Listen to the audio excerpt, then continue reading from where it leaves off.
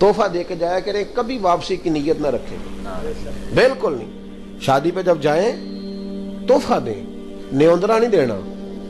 उत्ते असीं ते पेंडुआ कापियां ते हिसाब लिखिया हुंदा है।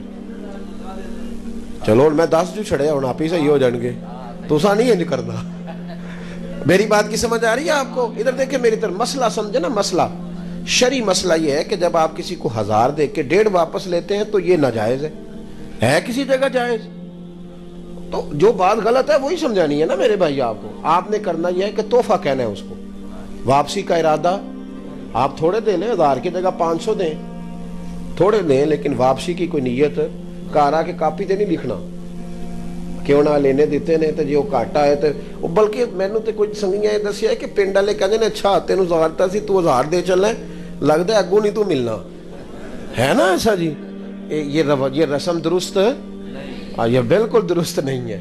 आप बिल्कुल शादी पे जाएं मर्जी से, और अगर आप ये नियत करेंगे तो ये जायज ही नहीं शरी तौर पे कि 1000 दे के तो 1.5 लेने का प्रोग्राम बना है। तुझे केड़ी कमेटी पान लगे लैदा, बिल्कुल इससे बचें। चले मसला आ गया, आपको ये भी समझा दिया, अल्लाह ताला समझने की तौफीक दे। हजरत रबिया बिन काब रदी अल्लाह ताला अन्हु कहते हैं खजूर की गुठली के बराबर सोने का बंदोबस्त किया, खजूर की गुठली के बराबर हजरत हारसा बिन नुमान ने। फिर नबी पाक ने हजरत अबू बकर सिद्दीक को बुलाया और फरमाया इसकी बीवी के लिए और इसके लिए 2-2 जोड़ों का बंदोबस्त कर दे। फरमाते उन्होंने 2 जोड़ों का बंदोबस्त किया तो हुजूर ने हजरत उस्मान गनी से कहा एक बकरी का बंदोबस्त कर, मेरे रबिया ने शादी करनी है।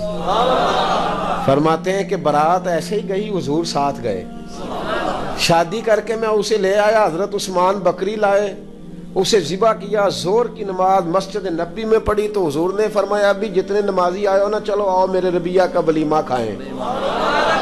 फरमाते हैं शादी हो गई। ओ भाई, सुन्नत और शरीयत तुझे आसान करती है, तेरी तकलीफें दूर करती है। अजियत में ना पड़ो, परेशानी में ना पड़ो, छोड़ दो ये चक्कर सारे। हमने मुसीबतें खड़ी करनी है अपने लिए जो हमारी जान ही नहीं छूट रही, बिल्कुल कतन नहीं। मन इस्तता इलैहि सबीला, अल्लाह तो कहता है हज तब करना जब ताकत होगी। तो अपने घर तकलीफ में नहीं बंदे को बुलाता, तो रसूलुल्लाह की सुन्नत, नबी पाक की शरीयत, हाँ जो चीज तकलीफ देती है वो मैं जरा आपको समझा दूं, उस पर जरूर गौर करें। एक है शर्म, है बंदे की आखणगे, लोकी की आखणगे, बरादरी, ये चीज हमें बड़ा परेशान करती है। सच्ची गल करिया जे कदी बंदे किसी दे पूरे राजी होए ने, बोलो कहते पीर चंगा सी, तकरीर भी चंगी सी, कदी हसदा चंगा ना तो फिर ठीक सी, हसया नहीं ठीक तो हुण बंदा है कोई ना कोई कमी तो बेचारे च रह ही जानी है ना। बंदे राजी होते, बोल के बताओ, नहीं ना राजी होते। शर्म गलत काम में करनी है, रब रसूल के नाम में शर्म। मैं तो ये हमारे नात खां होते हैं ना प्यार वाले, तो मैं कई दफा इनको पूछ लेता हूँ, इन्होंने आखिए ना मिलाद शरीफ की महफल ते नात पढ़ो तो माशाल्लाह सोहनी टोपी शोपी पा के आंदे पढ़ते हैं। इन्होंने किसी के वलीमे ते आखिए ना नात पढ़ो, कहते इत्थे माहौल नहीं। सुभान अल्लाह भाई, शर्म आ रही है।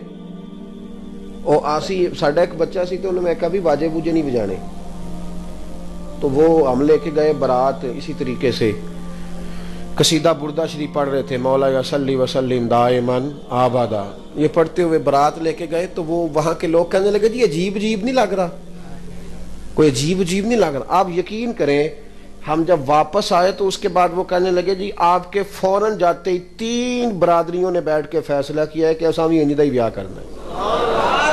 पहला कदम सिर्फ उठाना मुश्किल है, बाकी कोई खराबी पैदा बिल्कुल ना करें, कतन ना करें। शर्म किस बात की? एक बात बताओ, अल्लाह रसूल के साथ पक्का रिश्ता होना चाहिए कि थोड़ा बहुत? चलो एक और गल करने हैं। साडे पिंड एक डॉक्टर हुंदा सी, उधर औखा सौखा बोलदा सी, तो बंदे उसको दिहाड़ी दवाई नहीं सन लेंदे। पार जाके एक होर डॉक्टर सी सड़कों तो पार उहदे कोल लवी दी सी। एक दिन राती ना साडे एक बुजुर्ग नूं तकलीफ बड़ी होई, तो चूंकि महल्ले दा सी, उहदा बूहा खड़काया तो कहंदा उत्थे जाओ जिथे दिहाड़ी जांदे हो। मैं नहीं उठता। होता है ऐसे कि नहीं होता? होता है ना जी, इधर देखो मेरी तरफ, ऐसे होता है ना। कहना उत्थे ही जाओ जिथे उन्होंने आखी था भी तू दिहाड़ी भी इंजी करना ता नहीं तेरे को लावीदा, लेकिन वो मतलब मिन्नत शिन्नत की मान गया। मेरे ज़हन में बात बैठ गई, अमूमन ऐसा होता है कि नहीं? यार देखो ना, अगर को मर जाए तो कुरान शरीफ पढ़ना है, कुल शरीफ हो तो قرآن پاک اور نعت 10واں ہو تو بولے. کوئی ناجائز کچہری میں پھنس جائے تو قرآن پاک اور درود شریف اور جناب آیت کریم یہ پڑھتے ہو. اور جب اللہ خوشی دے شادی ہو تو پھر قرآن ہی پڑھنا چاہیے نا. لیکن ہم کیا کرتے ہیں؟ غلط کرتے ہیں نا. یہ اگر اللہ رسول کہہ دیں کہ تم نے ہمارے ساتھ صرف دکھوں کی یاری لگائی ہے، سکھ کا ٹائم آیا تو شیطان کو آواز دے لی. دنیا کی پرواہ نہ کرو، ورنہ دنیا کس سے راضی ہوتی ہے؟ پرواہ صرف اللہ رسول کی. اللہ رسول ناراض نہ ہو جائے. سنو، یہ پرواہ کرنا، پریشان ہونا، لوگ کیا کہیں گے، اس سے کچھ بھی نہیں بنتا. بالکل نہیں، قطعاً نہیں. حضرت سلمان فارسی رضی اللہ تعالیٰ عنہ ایک صوبے کے گورنر بن گئے. پہلے بھی امیر باپ کے بیٹے تھے، پھر بکتے بکاتے مدینے آئے، پھر گورنر حضرت عمر فاروق کے زمانے میں گورنر بنے. مدائن کے گورنر آپ کو بنایا گیا.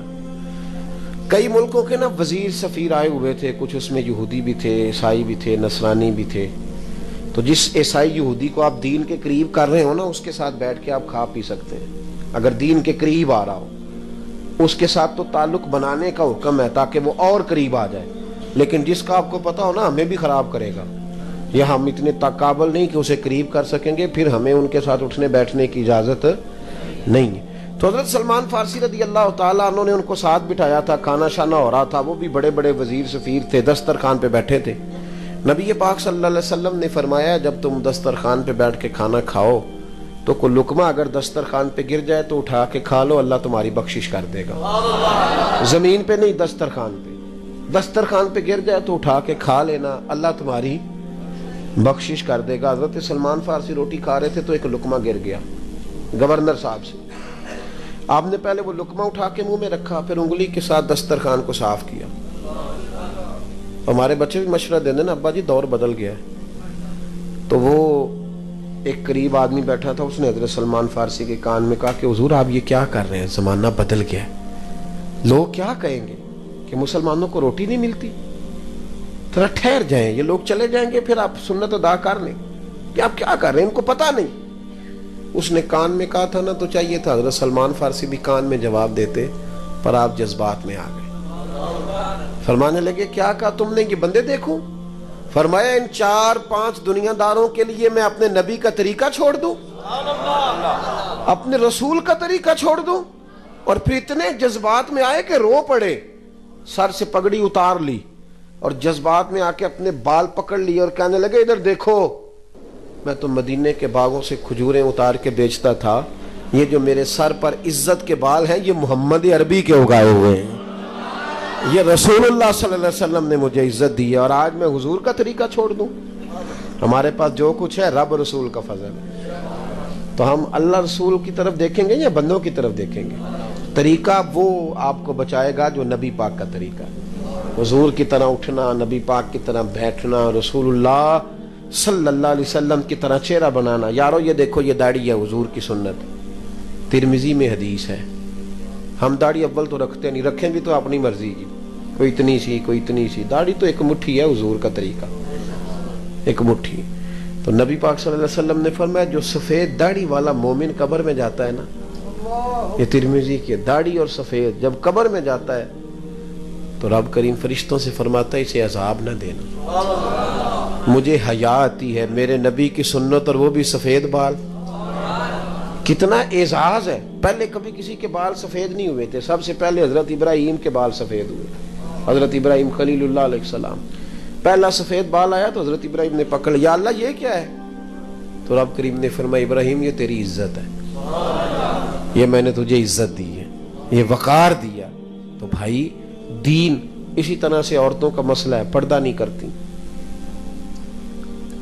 اللہ تعالیٰ معاف کرے، جو تھوڑی پڑھ لکھ جاتی ہے، کسی بینک کی ملازمت کرتی ہے، وہ تو ضروری سمجھتی ہے ٹی وی کی اینکروں کے پیچھے لگنا. آزادی رائے کے نام پر عورتوں کو ظلم سکھایا جا رہا ہے. عورتیں پردہ نہیں، کہتی ہیں جی اسلام ہمیں کہتا ہے گھر میں رہو. میں نے کہا بالکل کہتا ہے، اس لیے کہ اسلام تمہیں زیادہ عزت دیتا ہے، اسلام تمہیں قیمتی سمجھتا ہے. جس کے گھر میں 14 لاکھ روپیہ کیش پڑا ہو وہ کبھی چونک میں لے کے آیا 14 لاکھ؟ اس لیے کہ وہ قیمتی ہے.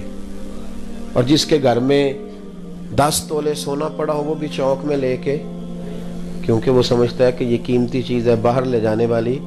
تو جو مسلمان بیوی ہوتی ہے اس کا وجود قیمتی ہوتا ہے, وہ کوئی ردی نہیں ہوتی کہ جہاں مرضی پھرتی رہے. اس لیے اس کو اسلام کہتا ہے کہ گھر کے اندر رہے, باہر نکلے. اور ویسے بھی ہر بیوی تو پردہ کرتی